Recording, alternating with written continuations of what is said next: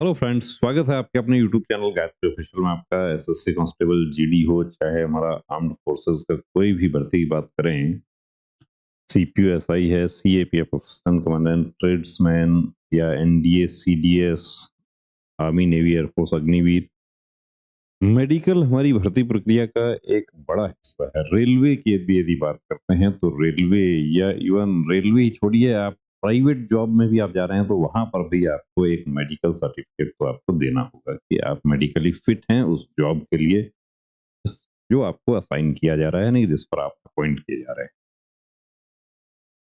अब फोर्सेज में क्या है कि मेडिकल जो है वो टफ होता है या नॉर्मल होता है, ऐसा नहीं कह सकते कि फोर्सेस का एक अपना गाइडलाइन है। उस गाइडलाइन पर आप खरे नहीं उतरते हैं तो आप बाहर हो जाते हैं, आपकी सारी मेहनत वहां बेकार हो जाती है। मेडिकल के पॉइंट्स को हम तीन भागों में बांट सकते हैं।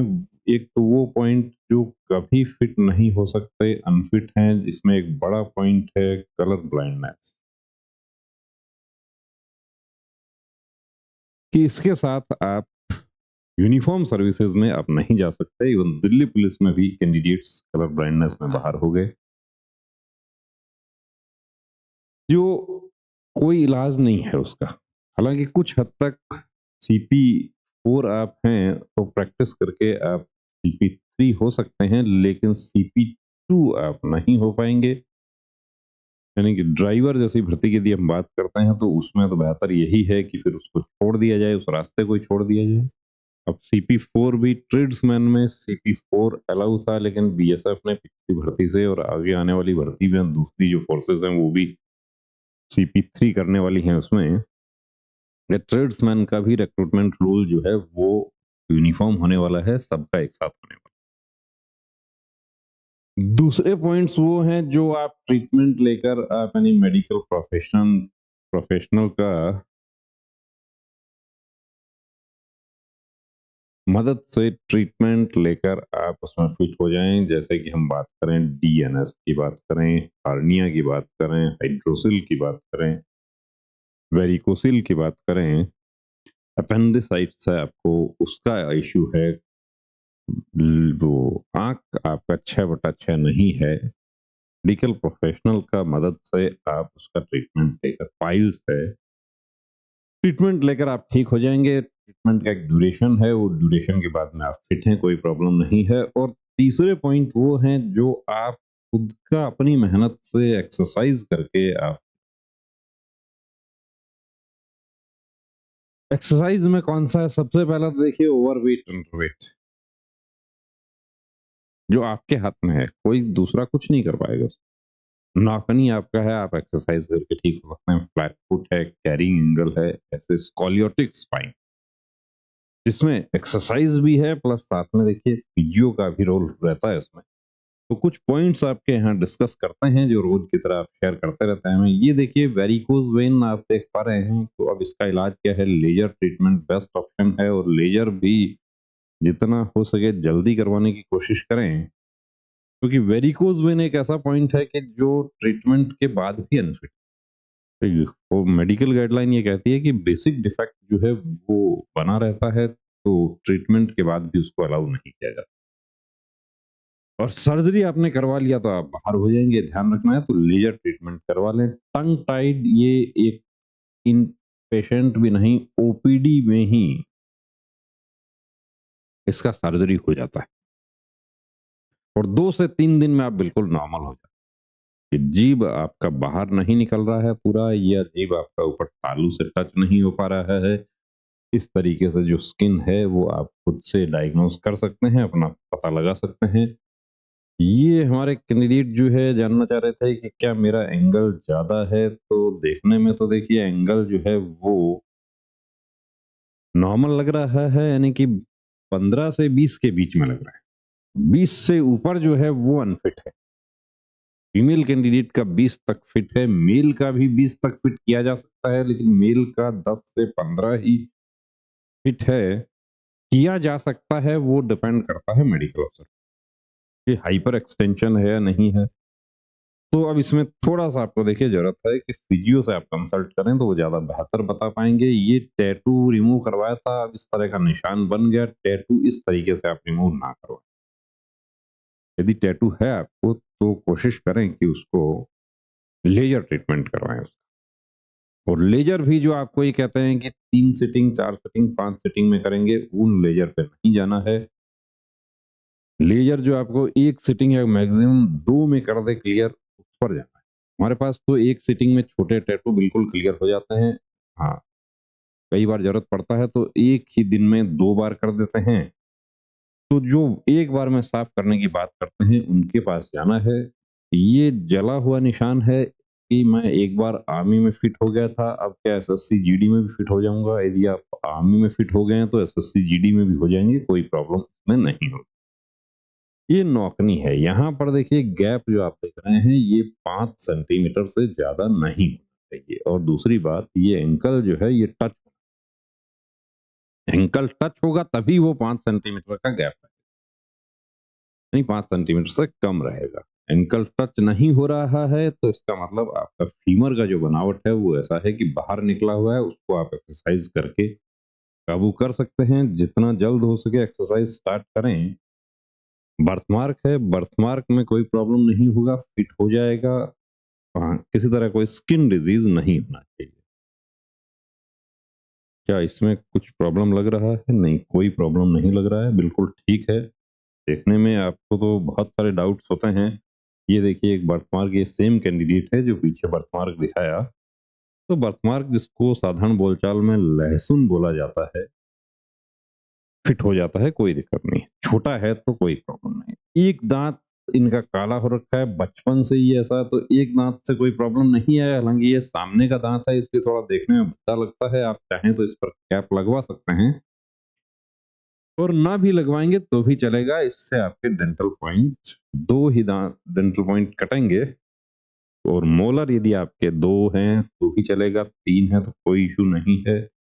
ये बिल्कुल अनफिट वाली कैटेगरी में है। अब इसका देखिए कोई इलाज भी नहीं है और इलाज यदि है तो बड़ा महँगा इलाज है। उतना फिर एक हमारे फोर्सेज़ में जाने वाले कैंडिडेट के लिए उसको अफ़ोर्ड करना थोड़ा मुश्किल हो जाता है। तो बेहतर यही है कि यदि ऐसी स्थिति है तो हम फोर्सेज़ का रास्ता छोड़कर दूसरे सिविल जॉब के लिए हम तैयारी करें तो ज़्यादा अच्छा है। क्योंकि आप एग्ज़ाम क्वालीफाई कर लेंगे, हो सकता है इसके साथ आप रनिंग भी कर जाएँ और उसके बाद लास्ट मोमेंट में मेडिकल में बाहर होंगे, वो बड़ी तकलीफ़देह स्थिति होती है। फिर उस समय लगता है कि मैंने क्यों इतनी मेहनत की? मुझे नहीं करना चाहिए। तो ऐसा पॉइंट है कोई तो छोड़ देना बेहतर है। ये छोड़ देने का मतलब ये है कि हम दूसरे जॉब के लिए तैयारी करें, दूसरा टीचिंग जॉब है और हैं बहुत सारे जॉब हैं, जॉब की कमी नहीं है। यहाँ पर देखिए 3 पॉइंट हैं, अब इनको अनफिट किया है। पॉइंट 3 जो थे वो थे, एक तो कलर ब्लाइंडनेस, CP4 था, TM परफोरेशन था, बोथ ईयर्स और स्कोलियोसिस। स्कोलियोसिस है कि आपका रीढ़ का हड्डी जो है वो इस तरीके से चला गया या जिसको कहें कि ऐसा टेढ़ा चला गया। 2 पॉइंट इनके क्लियर हो गए। स्पेशलिस्ट ने CP3 कर दिया इनका, तो एसएससी जीडी में CP3 है, फिट हो गए। ईएनटी ओपिनियन जो था वो भी बिल्कुल क्लियर था, TM इंटैक्ट था। तो इंटैक्ट था तो परफोरेशन का पॉइंट कैसे मिला? कई बार क्या है कि व्हाइट पैच वगैरह का जो है वो इश्यू हो जाता है या कान पूरी तरीके से साफ नहीं है, उसमें भी फिर मेडिकल अफसर वैक्स की बजाय परफोरेशन डाल देता है। तो तीसरा पॉइंट जो स्कोलियोसिस था उसमें ये बाहर। अब स्कोलियोसिस का इन्होंने एक्सरसाइज करके ट्रीटमेंट ले लिया है, इस बार क्या होगा वो भी आपको दिखा देंगे, क्या स्थिति है, पहले क्या था और अभी कैसा है। ये किलोइड बना हुआ है, सर्जरी हुआ था और सर्जरी के बाद किलोइड बन गया, तो इसको कोशिश करें कि लेजर करवा लें। ये देखिए, ये पहले ऐसा था, अब ये पहले का और अब का पोजीशन आप देख पा रहे हैं कि पहले कंधे झुके हुए हैं आगे, अभी बिल्कुल सीधा है। तो ये अब फिट हो जाएंगे इस बार एक्सरसाइज करके। नाखूना जिसको बोलते हैं या अंग्रेजी में कहा जाता है टेरिजियम, जो आपके विजन पर कोई प्रभाव नहीं डालता। और बढ़ता भी नहीं है, कुछ लोगों में बिल्कुल फिक्स हो गया। तो इसका इलाज एक ही है कि इसकी सर्जरी हो जाए, लगभग 7 दिन में आप बिल्कुल ठीक हो जाते हैं, सर्जरी हो गई, हो जाएँगे, इसके साथ जाएँगे तो टेरिजियम देखिए अनफिट हो जाएगा।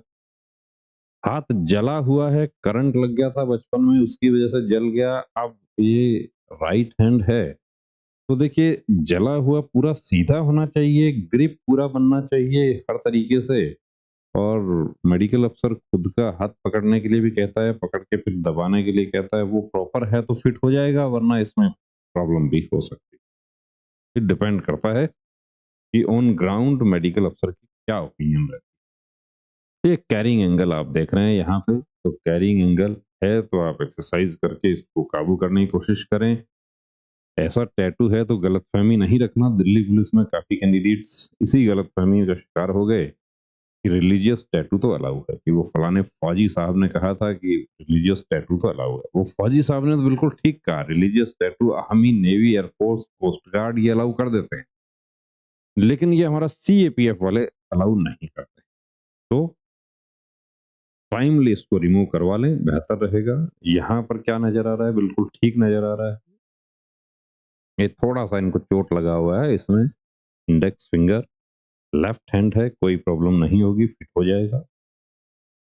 इस तरह का देखिए कोई फॉरेन बॉडी है आपकी बॉडी में, कोई रॉड है, स्क्रू है ऐसा, तो रॉड, स्क्रू ये कैसे डिटेक्ट होगा? ज़ाहिर-सी बात है कि जब लगाया होगा तो सर्जरी हुई है, सर्जरी करके लगाया है, अब उसमें आप एक्सेप्ट कर लेते हैं फॉरेन बॉडी है, आप अनफिट हैं, आप उसको हाइड करने की कोशिश करेंगे। तो देखिए जो बड़े निशान हैं सर्जरी के उसमें पॉइंट मिलता है, यानी कि स्पेशलिस्ट का ओपिनियन के लिए स्पेशलिस्ट के पास रेफर किया जाता है, स्पेशलिस्ट एक्स-रे करवा के चेक कर लेंगे और ये तो चेस्ट एक्स-रे में ही आ जाएगा। तो ये इसको कोशिश अब ये की जाए कि इसको निकलवा दिया जाए। बड़ा टैटू है लेकिन लेज़र हो जाएगा, हल्का है, कोई दिक्कत नहीं है। ये आप देख रहे हैं लव कट्स, कि प्यार का कट है मीठा-मीठा।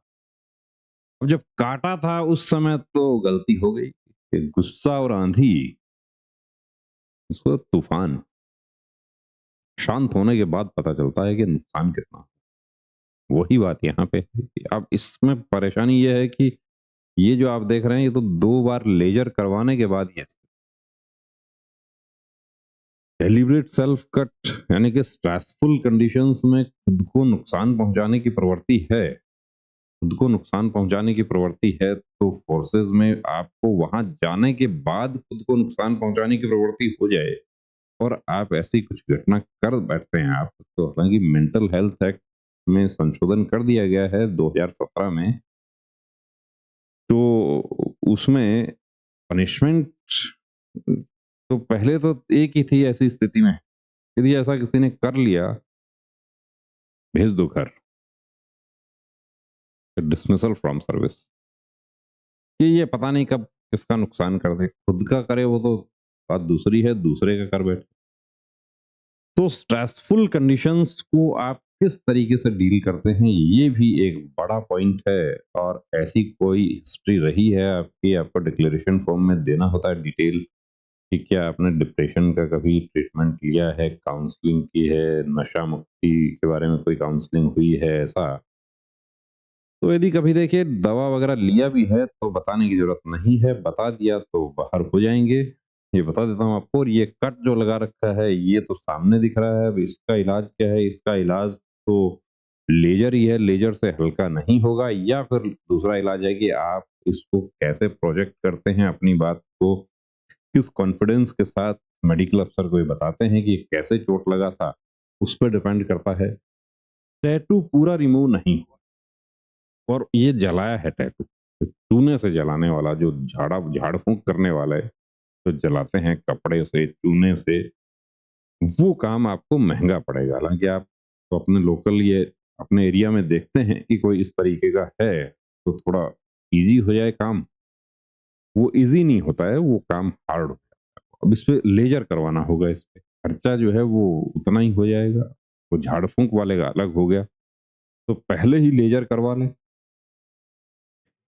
अब सेंटर पर आप आना चाहते हैं प्री मेडिकल के लिए, तो ये नंबर दिया है, इस पर आप अपॉइंटमेंट करवा के आएँ। सीकर राजस्थान में हमारा सेंटर है। कुछ हमारे नॉर्थ के, साउथ के, नॉर्थ ईस्टर्न स्टेट्स के कैंडिडेट्स अक्सर पूछते रहते हैं कि मैं बेंगलुरु से हूँ, आपका बेंगलुरु के पास कोई सेंटर है क्या? या आपका दिल्ली के पास कोई सेंटर है क्या? हमारा देखिए एक ही सेंटर है। कुछ हमारे प्रयागराज के कैंडिडेट्स ने ये भी कहा था कि आप यहाँ आइए प्रयागराज में, यहाँ पर एक कैंप कीजिए। तो कैंप देखिए मैं तो आ जाऊँगा, लेकिन जो टीम है डॉक्टर्स की, ये रोज़ ओपीडी भी देखते हैं, यहाँ पे रेगुलर पेशेंट होते हैं। तो ये पॉसिबल नहीं है कि कैंप हम दूसरी जगह कर सकें। हमारे पास ही आपको विज़िट करना पड़ेगा यदि आप प्री मेडिकल चेकअप के लिए ही आप आना चाहते हैं। अब आप कोई पॉइंट कंसल्ट करना चाहते हैं, तो वो देखिए ऑनलाइन भी एक पर्टिकुलर पॉइंट है, वो भी, लेकिन उसमें भी क्या है कि वो मज़ा नहीं आएगा। वो एडवाइस आपको नहीं कर पाएँगे जितनी आपको फिज़िकली चेक करके करते हैं। और कोई तस्वीर आप शेयर करना चाहते हैं, उसके बारे में पूछना चाहते हैं, तो ये व्हाट्सएप नंबर आपको शेयर कर रहे हैं।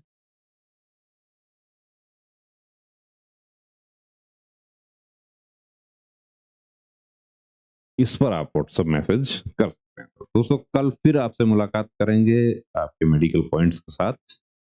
जय नमस्ते डॉक्टर साहब, मुझे अपने बेटे का आर्मी भर्ती के लिए मेडिकल चेकअप करवाना है। नमस्ते श्रीमान जी। आर्मी, एयरफोर्स, नेवी या कोई भी फोर्स का मेडिकल चेकअप गाइडलाइन के अनुसार होता है, जिसमें सभी मेडिकल पॉइंट्स की जानकारी दी होती है। सिविलियन डॉक्टर को उन सब की जानकारी नहीं होती है। आप कंप्लीट मेडिकल चेकअप के लिए Gayatri pre medical centre Sikar Rajasthan से संपर्क करें तो बेहतर होगा। क्या वहाँ फीमेल कैंडिडेट का भी चेकअप होता है? जी बिल्कुल, वहाँ eye specialist, ENT specialist, general physician, physiotherapist, gynaecologist और जनरल सर्जन सभी आपको एक जगह मिल जाते हैं। और इन सभी के साथ अमित सर को 20 साल से डिफेंस लाइन का एक्सपीरियंस भी है, जिसका फायदा लेकर हजारों candidates army, navy, air force, BSF, CRPF, CISF, SSB, state police की वर्दी पहनकर देश सेवा में जुड़े हुए हैं। थैंक यू डॉक्टर साहब, अब तो मैं वही जाती हूँ और अपनी बेटी का भी एसएससी जीडी का चेकअप वहीं से ही कराती हूँ। बहुत बहुत शुक्रिया आपका इस जानकारी के लिए। एक बात और, वहाँ आपको बहुत रीजनेबल फीस में ये सुविधा मिल जाएगी।